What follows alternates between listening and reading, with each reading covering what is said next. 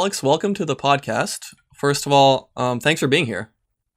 Thank you for having me, Nelly. I'm really excited to have you because a bunch of people, a lot of my friends were talking to me, telling me about Fiverr, freelance, and then, I saw your name being thrown around a lot, and I thought, for me, it'd be a good educational pod. I've been doing some freelance for about a couple months now, but doing YouTube stuff, so I want to just take some knowledge from you and pass it on, hopefully to other people that are looking for it. So tell me about your journey a little bit. Sure. My journey, it's a funny one. It's an accidental one. I went to work in corporate America after graduating from college because I thought that's what you're supposed to do. And like most people, I absolutely hated it. And I thought, there's nothing I can do, right? Like, this is life. You're supposed to work until you retire and then enjoy it. All the stupid things we're told. And I was like, you know what? I don't accept that for myself. So I quit when I was 22. I had no plan. And I started to freelance write. And I really did not have experience for it. I wasn't like, quote unquote qualified. I mean, you really never are. People always get like hung up on that. But I just started to see, what can I make work? And it happened to be Fiverr was the site I went on at the time that kind of blew up for me. And I definitely never thought 6, almost 7 years later now I would be, telling people about it like I am. I definitely had no idea it would become what it became for me. But that's why now I always encourage people to quit your job if you're miserable, obviously have some plans in place. You don't need to do it as dramatically as I did. But yeah. Do you think the qualified thing is overrated? Because you're not qualified in your regular job anyways. Like I know my first job wasn't qualified for the first year and a half. I think that's all made up. I think it's like a fear tactic that people use as a way to either keep other people down or as a way to tell themselves that they don't have what it takes to go do it, because it's all scary. It's all risk taking. And it's all these things that people are super uncomfortable with, because I don't really think we're ever encouraged to take risks, all 18 years in our schools. So you're told to go down the secure route. This is the big reason why, when I saw your story, it kind of resonated with me a big time, because I also had a similar path, I would say, to yours. So about 23, I got my first engineering job. So I live in Canada on the border with Detroit. Started working in the States, 9 to 5. I spent maybe 10 hours a week commuting. I was not a really good morning person. I didn't like it. I'm like, did I make it? Is this making it? I'm almost making close to 6 figures. And I'm like, I'm not making it. I'm not happy about this. So your story really resonated with me. Yeah. That was exactly the internal dialogue I had. My job at the time was paying $36K per year in a city like New York City, which is impossible to live comfortably on anyway. And I just remember thinking okay, this sucks. I have absolutely no work-life balance because I'm still working 12 hours a day and commuting. I can't even afford my living and I hate this. So I'm like, none of this makes any sense. It's like, this doesn't even pay good. So that was kind of my thought. What am I doing? Maybe even a blessing though, because for me, the pay was nice, but it didn't change anything. To me, I still felt like, I was in a little prison. There's this, I don't know if you've seen Narcos with Pablo Escobar. No, I haven't. People love that show though. So there was a part where he gets captured, and then he works out a deal with the government where they give him literally his own prison.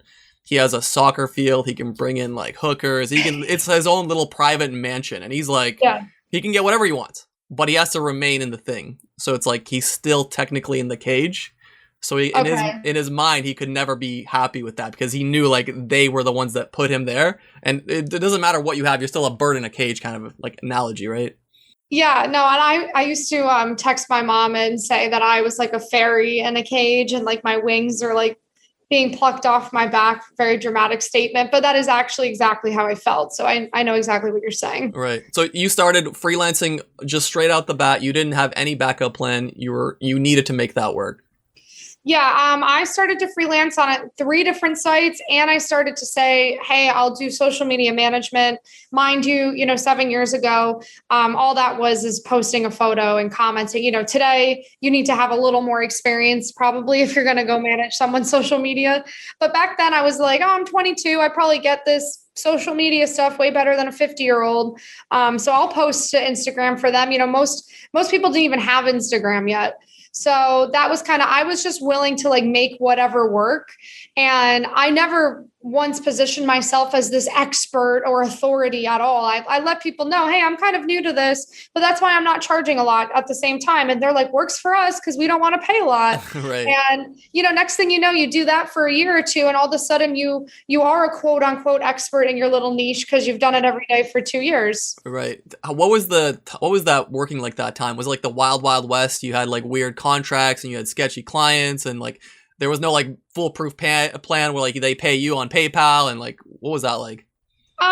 That's where I think it was a blessing I was on Fiverr, because Fiverr has always acted as like the intermediary or like the third party between you and a buyer. So I never had like any sketchy money problems or anything. Fiverr would step in, but Fiverr was still way more underdeveloped than it is now too. So I would have crazy clients flip out, and then Fiverr would be like, oh, we have to refund them. And I'm like, that's not fair. I had all sorts of crap happen along the way. So whenever anyone's like, oh, it looks so glamorous, I'm like, no, trust me, it was not glamorous. But yeah, it was the wild west of freelancing. I mean, I would tell people, oh, I'm a freelancer. And they'd go, you're a what? Like, what is that? I still think people don't really know what it means. Right. But 6 years ago, they were like, okay, Alex, whatever you say. Yeah, whatever. They're like, okay, she's gone nuts.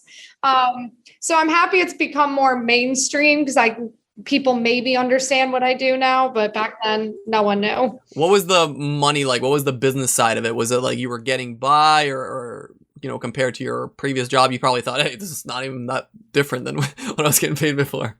Yeah. No, the irony was the first year when I had quit that job and dove in head first, I made $36K, which is exactly what I was going to make, except I was 200% happier, and I was able to move around. So I was working on a train and I was traveling. I think I went to Iceland or whatever. So I was so happy making that $36K because I was free. And I was so set to do that for the rest of my life. That was the plan. The next year I then moved up to 68K, and I was like, what the frick? This is insane. Again, so happy with that. And then, then it kind of, I don't know, whatever like math expression like that is. Exponential growth. Yes. It hit that exponential curve thereafter, which has every day I wake up and am still kind of like shocked by. Right. But do you think like, do you